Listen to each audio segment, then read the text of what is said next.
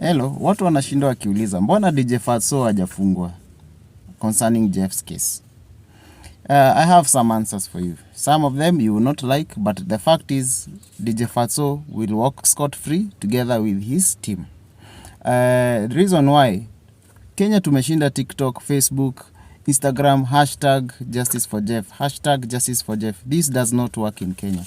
Hashtags and social media does not give justice in Kenya. We tried hashtag lower food prices, it did not go down. Hashtag lower the fuel prices, it did not go down. Hashtag justice for these Kianjokoma boys who were murdered by the police, they were not given justice. So this hashtag does not work in Kenya. Number 2, the victim is dead. This means Jeff is already dead. The family might want to this thing to disappear. Wanaweza fikiria maybe inawarudisha back to their memories in our heart. They would want to bury this thing to the ground. Once the victim is dead, most people give up on pursuing justice. It gekuwa tofauti kama if the victim was alive and na hiyo victim ndio wana persuade watu kwa sababu ya suffering yake apewe justice. In this case, here the victim is dead. 3, the body is already buried. They did not do forensic evidence. They did not check for sodomy in this body. They did not check for evidence of sperm in the rectum of this dead Jeff. The body is being buried na possibly nakuliwa na mchwa by now. So that already evidence which is needed in court is already disappeared. 3, the family of Jeff do not have the money to keep on pursuing this matter to court.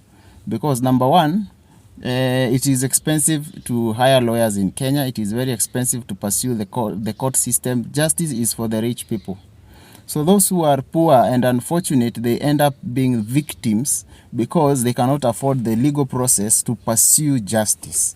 Yeah, and like now DJ Fatxo wako na do, anaweza enda bribe mapolisi, anaweza interfere with the evidence, anaweza lipa witnesses, anaweza even bribe his way out or financially manipulate the outcome of this issue.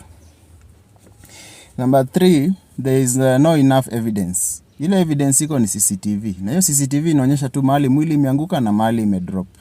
So from there's a lot of blind spots. Unaona, na the body is already buried. So hakuna enough evidence. This will be a case whereby court itatupilia mbali because there is no enough evidence. So another thing is justice delayed is justice denied.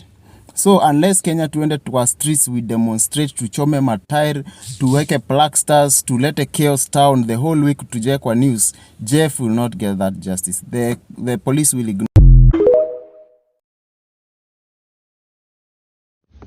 As I said earlier, this issue about DJ Fatxo, this is part 2. I did not finish. TikTok videos are very short. In Kenya, as I've told you earlier, there is no way social media will ever give anyone justice. Utatrend wiki moja, utatrend, then all of a sudden something new comes up. You are no longer the topic of discussion. And this story, Jeff, because it was planned that all the evidence had to disappear before they could start the court process.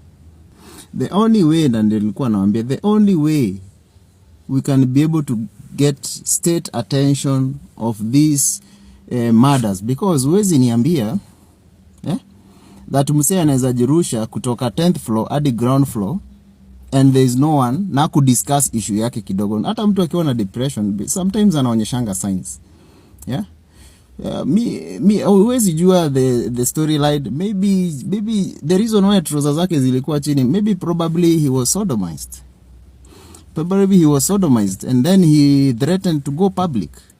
Maybe he threatened that ataenda go public na maybe igeharibia hata DJ Fatxo kazi. So the reason wakaona maybe go public it will be a big issue, maybe they decided to kill him. And because it is very difficult to cover up murder, the easiest thing is to throw the body outside the window and maybe useme ilikuwa suicide.